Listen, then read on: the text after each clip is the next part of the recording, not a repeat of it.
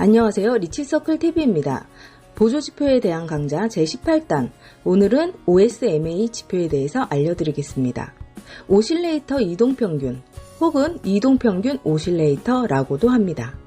트레이딩뷰에서는 OSMA로 보조지표를 제공하고 있지만 국내에서는 MACD 오실레이터로 불리고 있습니다. 강의에서는 OSMA 지표로 말씀드리겠습니다. 차트를 보면서 설명드릴 때는 특정 종목을 설정하지 않고 트레이딩뷰 비트코인 차트로 예를 들었습니다. OSMA에 대해서 이해하시려면 국내에서는 MACD 오실레이터로 불리고 있기 때문에 MACD와 오실레이터에 대해서 이해를 하시면 좋을 것 같습니다. 물론 MACD와 5썸 오실레이터에 대한 자세한 강좌는 9강과 12강을 참고하시면 됩니다. MACD와 OSMA 지표의 차이는 MACD가 중장기를 보는데 유용하다면 OSMA는 중단기를 보는 게 유용하게 좀 더 쪼개놓은 지표라고 보시면 될 것 같습니다. OSMA의 수식을 간단히 설명드리면 단기 이평선에서 장기 이평선을 뺀 것입니다. OSMA에는 제로라인이 있는데 이 제로라인이 의미하는 바를 이해하시면 OSMA 지표를 보는데 도움이 되실 것입니다.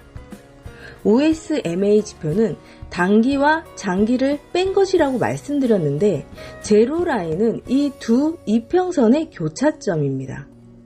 골든 크로스가 될 수도 있고 데드 크로스가 될 수도 있겠죠.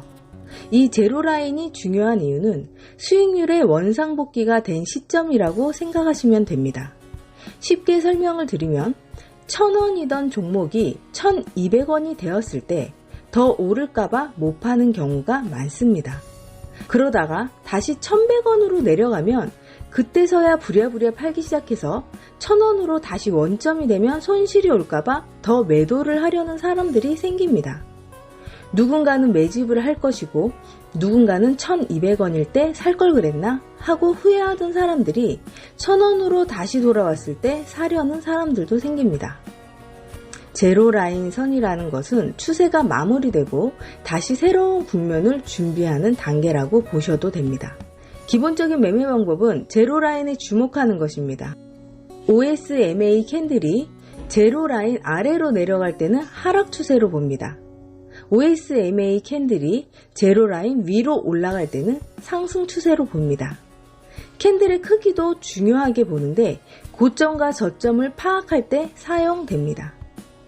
제로라인 위로 올라와서 양봉이 점점 커지다가 주춤하고 다시 작아질 때 이때를 고점으로 파악하고 매도 타이밍으로 봅니다.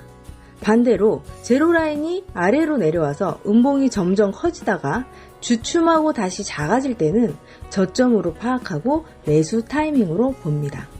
항상 드리는 말씀이지만 단일 지표만으로 100% 차트를 신뢰할 수는 없습니다. 신뢰도를 높이는 것이지 가짜 신호도 있기 때문입니다.